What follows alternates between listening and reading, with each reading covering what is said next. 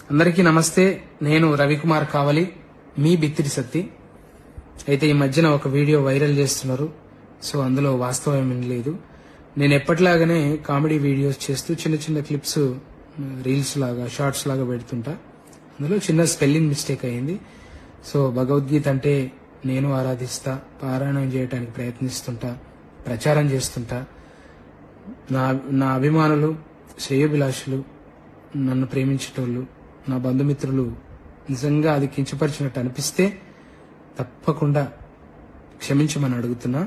కానీ ఉద్దేశపూర్వకంగా చేస్తే మాత్రం అది ఎదుర్కొంటా ఖచ్చితంగా. ఇంకా వాళ్ళు మనం ఎన్ని రోజులు చేసినా 15 ఏళ్ల నుంచి చేస్తున్నప్పుడు ఎలా మన మీద అట్లాంటివి వైరల్ చేయబుద్ధి అయిందో ఇక వాళ్ళ విఘ్నతకే వదిలేస్తున్నా. Thank you.